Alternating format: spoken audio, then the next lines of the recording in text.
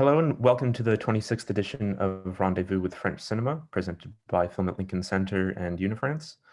My name is Tyler Wilson. I'm a member of the Programming Department of Film at Lincoln Center, and it's my pleasure to welcome you to this discussion of My Lover, My Donkey and I with writer and director Caroline Vignal.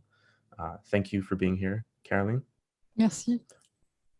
This is Caroline's second feature film. It was selected in the 73rd Cannes Film Festival last year and opened in French cinemas in the fall, I believe.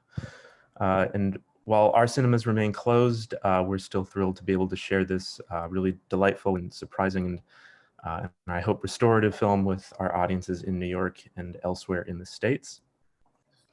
Caroline, I'll begin with an obvious question, but perhaps a good place to start. Your film takes as its basis the travelogue by Robert Louis Stevenson, Travels with a Donkey in the Cévennes. And so I'm first curious to know what drew you to this text and if the origins of your film actually started with this book. Non, en fait, c'est vraiment en allant marcher là-bas que j'ai commencé à avoir envie de faire ce film. Donc, je n'avais pas encore lu le livre de Stevenson. Et c'est quand j'ai marché plusieurs fois dans cette région, 2 fois avec un âne. Et la deuxième fois, j'ai eu un âne qui s'appelait Patrick.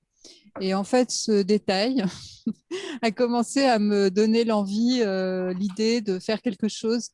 Mais je n'étais pas prête pour refaire un film à ce moment-là. Donc, c'est juste une idée qui a germé un peu comme ça dans un coin de ma tête. Et quand j'ai eu envie et que je me suis sentie prête pour redevenir réalisatrice, j'ai pris le livre de Robert Louis Stevenson qui était dans ma bibliothèque depuis des années que je n'avais pas lu.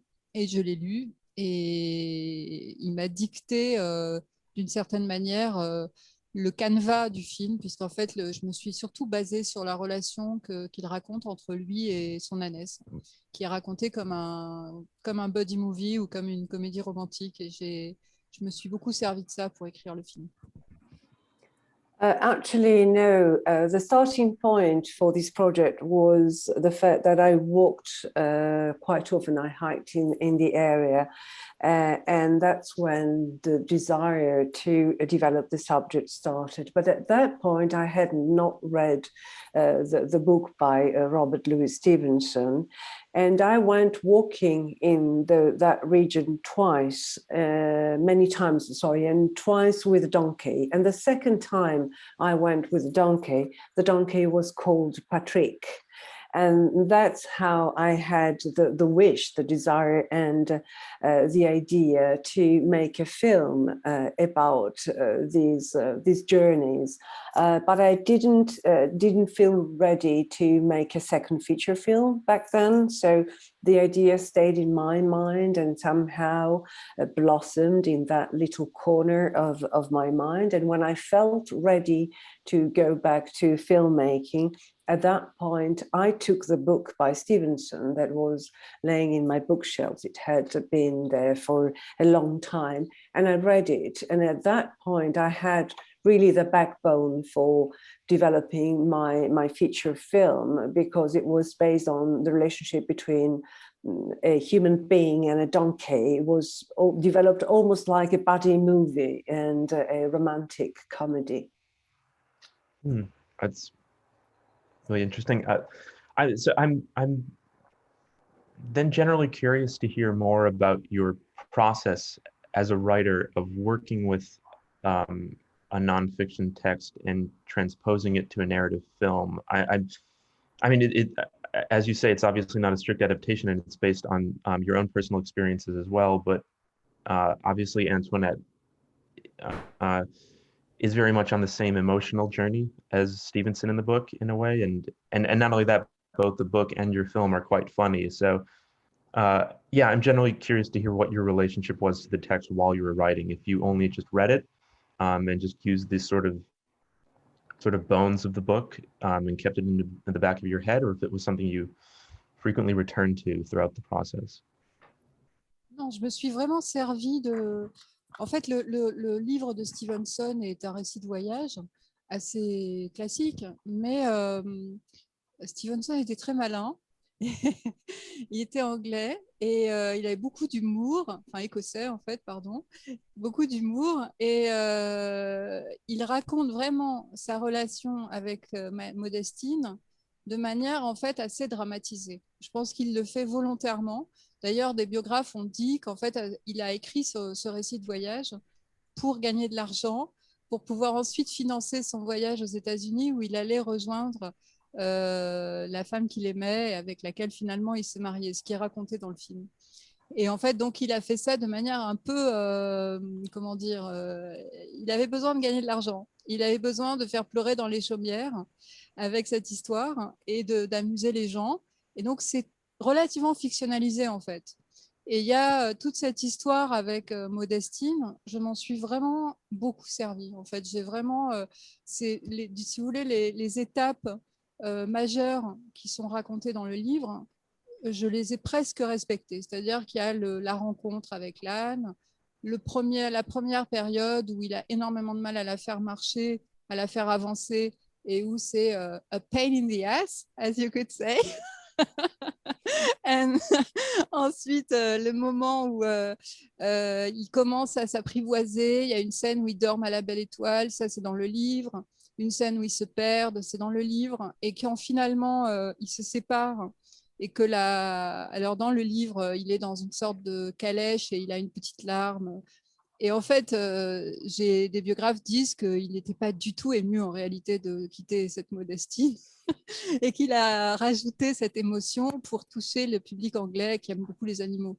Et moi, j'y suis allée à fond, c'est-à-dire que j'ai vraiment joué la fin comme une comédie romantique où les amants se retrouvent à l'aéroport en courant l'un vers l'autre. Moi, ils courent l'un vers l'autre sur un sentier, Anne et Antoinette. Et voilà, mais je me suis vraiment énormément servie de toute cette partie-là. Après, dans le livre, il y a toutes sortes de rencontres, puis aussi des récits historiques que je n'ai pas du tout utilisés. It is, the book is in the form of a travel log, you know, it's a very classic one. And Stevenson has been really witty and smart. He used all his Scottish humor and put it in the book and in the treatment and development of the relationship of the protagonist himself with Modestine, which is the name of the donkey. And he, although it's a comedy, he tried to willingly dramatize it in order to appeal the audience, you know, the readership, as much as possible, because he wrote this travelogue also to earn money, the money he needed to fund his trip to the States, where he was supposed to join the woman he was in love with and marry her. So he needed this money, and he tried on one side to make the audience laugh, make his readership laugh about the comedy, but also to cry and to be moved by the relationship between the donkey and himself. And he used a great deal of traits of the donkey, of Modestine. And I really developed and repeated all the different steps in the book, almost literally, you know, the way they try to know each other in the beginning, when they meet, and the hard time he has in order to convince the donkey to walk and to proceed on the trail. The fact that the donkey is stubborn, a bit of a pain in the ass, so to speak, to the point where they end up, you know, taming each other and somehow getting very, very close to one another. The fact that they spend one night sleeping under the star open air, and the fact that they get lost during this hike, and the separation where he lives on a sort of chariot, and a tear appears on his face, although he was not moved at all, and he didn't cry separating himself from Modestine, but he used that touch in order to touch indeed the British audience that love animals, and therefore were very moved. And I respected and I adopted this tone tone of Stevenson, and I treated, the final scene when you would think two lovers that meet and run into each other's arms in an airport. I did that, so to speak, on a trail, although it's a human being and a donkey. And I think he was really smart in developing the subject in the book, and I adopted it. Yeah. So then maybe we can turn to the ways that you built out your film differently from the book. Your film, as I've already mentioned, departs from it in many ways. But I suppose the most striking aspect is the character of Antoinette. Laure Calamy is really wonderful and I think really highlights how unpredictable she is as a protagonist. I mean, the character you've written, she's sensitive, she's clumsy, she's tenacious, she's funny. So I'm curious what ideas were in your mind as you were writing the character. En fait, Madame Bovary, c'est moi, would say Gustave Flaubert. J'arrive pas du tout à imaginer des personnages de manière, comment dire, intellectuelle. En fait, les personnages s'imposent à moi et en particulier les personnages principaux parce que j'ai toujours l'impression d'écrire à la première personne. D'ailleurs, je pense que je suis pas sûre que j'arriverai un jour à écrire un film dont le personnage principal sera un homme parce que c'est toujours une sorte de jeu qui n'est pas moi, évidemment, parce que je suis très différente d'Antoinette, mais en fait, il y a quand même plein de choses d'Antoinette qui m'appartiennent, qui me ressemblent, enfin, voilà, qui viennent de moi. Et après, j'ai essayé d'inventer un personnage qui serait très déplacé dans cet endroit-là. En fait, ce qui m'amusait, c'était de prendre le personnage le plus déplacé, c'est-à-dire qu'on met cette fille-là dans les Cévennes, au milieu d'une tablée de randonneurs en veste polaire et qui ont tous des profs à la retraite. Elle n'est pas à sa place du tout. Et c'est ça qui m'amusait. Et en fait, j'avais une référence, par exemple, qui va peut-être vous étonner. C'est Reese Witherspoon dans Legally Blonde, qui est tout le temps en rose, comme ça, qui est une sorte de petite bimbo avec un chihuahua sous le bras. Et en fait, bon, Antoinette, c'est un peu plus subtil peut-être, mais en tout cas, elle a ce truc comme ça d'arriver et d'être complètement décalée dans cet endroit-là. Flaubert used to say, Madame Bovary, it's me. And the same goes for me. I would not be able to develop a character from an intellectual, mental point of view. It's the character that come into my sphere of feelings and action.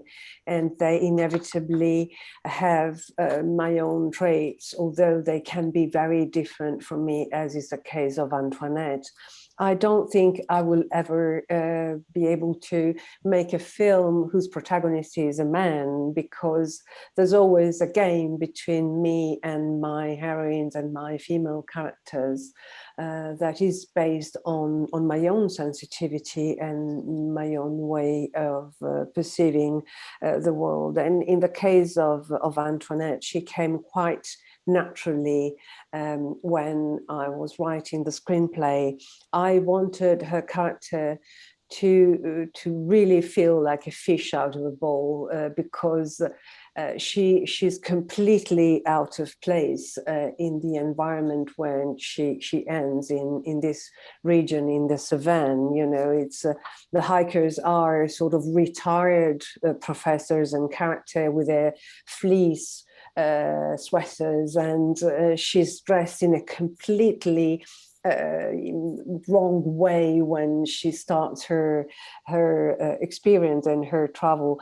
And it might astonish you, but I had in mind Reese Witherspoon in Legally Blonde, you know, the way she's completely out of her own environment. And Antoinette is the same, you know, she does not belong there, but somehow she managed to get into that environment and to appreciate the experience. I can see that now. Both characters are also very much underestimated by many people around them. Maybe I know the answer to this already since from your answer just now, but I'm curious if at any point throughout the writing you had Laure Calamy in mind as you were writing Antoinette. But either way, I'm just curious to hear the circumstances on which she joined the project. Alors moi, je pense pas trop à des acteurs ou à des actrices pendant que j'écris, parce que ça a tendance à me limiter un peu. Mais j'ai pensé à Laure Calamy très tôt. Enfin, j'ai retrouvé des notes parce que je pense que j'étais en train de regarder peut-être la 3e saison de 10% et Call My Agent. Et je la trouvais tellement géniale, tellement drôle et sensible aussi. Enfin, voilà, que je me disais, mais on a vraiment une actrice incroyable en France et cette actrice n'a encore jamais eu de premier rôle en fait. Et voilà, je sentais une sorte d'évidence pour jouer Antoinette. Mais quand on a commencé à travailler sur le casting, pour des raisons de financement un peu, parce que moi, j'étais pas très attendue, comme j'avais pas fait de film depuis longtemps, il fallait trouver de l'argent pour faire le film, et mes productrices m'ont incité à proposer le film à des actrices qui étaient plus bankable, comme on dit aux États-Unis et en France. Et en fait, elles ont refusé, Dieu merci. Et donc, j'ai pu retourner à mon choix premier, qui était Laure Calamy. Et Laure, la rencontre entre Laure et cette histoire, enfin entre Laure et ce personnage, ce projet, a été absolument incroyable parce qu'elle, il y avait une évidence totale en fait. Elle connaissait très bien cette région. Son compagnon est guide de montagne, donc elle adore marcher. Elle adore les ânes. Au hasard Balthazar, le film de Robert Bresson, est son film préféré. Donc il y avait plein de signes comme ça. Et puis bon, c'est aussi une amoureuse, une impulsive. Enfin, je pense qu'elle se reconnaissait beaucoup dans le personnage d'Antoinette. Et voilà. Et ça a été une rencontre formidable pour moi et pour le film. I don't normally think about actors or actresses when I write, but it's true that her name came to mind quite soon, and I noted it down. I was watching at the time the 3rd season of Call My Agent, you know, the television series for which she's very well known, and I really love her in that series. She's very funny and also sensitive, and I really thought France has this incredible actress. How come she never had a principal role in a film, which was the case before she acted in mine? So it became quite obvious for me that she was my Antoinette. But when we were selecting the cast and we were trying also to mount the production for the film, my producer opted for more bankable actresses, as you say, to try and and finance the film, because I hadn't made one for quite a long time. And luckily for me, the actresses, the well-known actress that they offered the role to, refused, and therefore Laure Calamy could become my Antoinette. And it was an incredible encounter because she's very familiar with that region. Her boyfriend, her partner, is an alpine guide, and therefore she's used to hiking. Donkeys are her favorite animals. She loved donkeys, and her favorite film is Au hasard Balthazar by Bresson, and she was just the perfect fit for this role.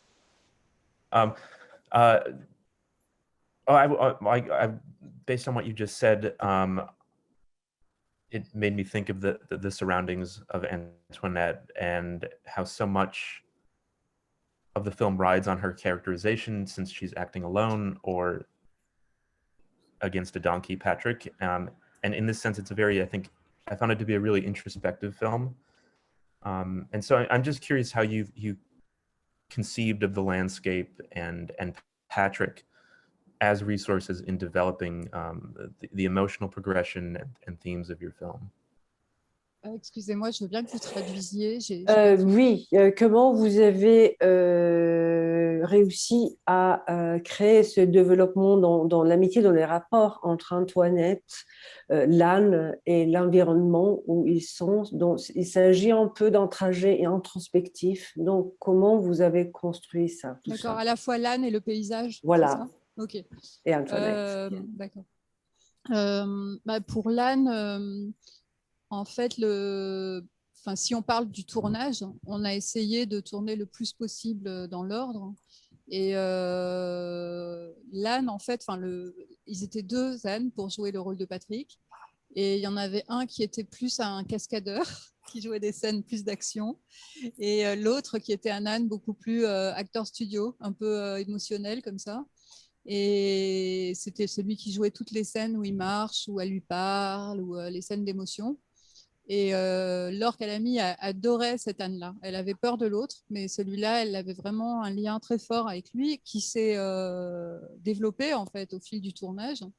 Et cet âne, en fait, qui avait jamais, qui n'était pas un âne de spectacle, qui était un âne lambda, et qui était un âne qui avait un peu souffert dans sa vie, s'est épanoui en fait au fil du tournage. Et je ne sais pas si ça se voit, mais en tout cas nous, nous on l'a ressenti. Et puis après au montage, c'était aussi essayer de faire exister cet âne le plus possible, parce qu'en fait la difficulté, c'est qu'un âne finalement c'est assez peu expressif. À part en bougeant, en brayant éventuellement, mais en fait, ça n'a pas une tête particulièrement expressive. Donc, il fallait vraiment que moi, au montage, en fait, j'arrive à ce que le spectateur soit attiré par cet âne, qu'il existe vraiment. Et il y avait en fait, on utilisait un peu l'effet coulée de chauffe. En fait, je ne sais pas si je réexplique ce que c'est ou si les gens savent au Lincoln Center. J'imagine que oui. C'est pas la peine que je réexplique l'effet coulée de chauffe. Enfin bon, c'est cet effet de montage où en gros on met un plan de l'âne et on met un plan de je ne sais quoi, et en fait on va avoir une impression différente. On va projeter ses émotions sur le plan de l'âne. Voilà. Et donc on a beaucoup joué là-dessus. Et après, pour ce qui est des paysages, j'ai essayé d'élargir le champ, en fait, d'élargir les plans au fur et à mesure du film. C'est-à-dire qu'au départ, on est dans des plans plus serrés, dans des paysages qui sont un peu moins ouverts, un peu moins où il y a moins de ciel, voilà. Et puis plus ça va, plus ça s'ouvre et plus le ciel devient présent, parce que Antoinette appartient, petit à petit, elle c'est un peu énorme de le dire comme ça, mais elle fait de plus en plus corps avec la nature, alors qu'au départ, elle est très en réaction, elle est très sur la défensive. First of all, we decided to shoot in continuity, and as for the donkeys, we used 2. We had one that was a bit of a stunt animal, so he made all the stunts in the film, and the other one was more actor studio in a way, and was the one that we used for the emotional scene. And Laure Calamy really adored him, whilst she was a bit scared of the other one. And our actor studio donkey is the one that really suffered in his life. And we felt, I don't know if it comes out of the screen, but we felt that he blossomed during the screening. And I did, my effort was to try and make the donkey as expressive as possible, considering that we're not talking about a very expressive animal. Yes, he can bray occasionally, but his face is a bit static, and we want him to exist for as much as possible, so as to attract the audiences and to allow the fact that they identified with Antoinette in her relationship with him. So I don't think I need to explain to the Lincoln Center audience what is the Kuleshov effect, but we use that as much as possible in order to project the emotions on the donkey. And in terms of camera movement, I started with narrow shots, widening my shots as much as possible, and to include the sky, and in order to symbolize and to represent the fact that Antoinette is feeling very much in tune with nature, which she doesn't to begin with. Well, Carolyn, it seems I think we're short on time, so we have to end the Q&A here. But thank you again for sharing your film with us and taking part in this discussion today. It's been a pleasure talking to you, and good luck. Thank you so much. with It's so your film. disappointing not to be in New York with you, you know.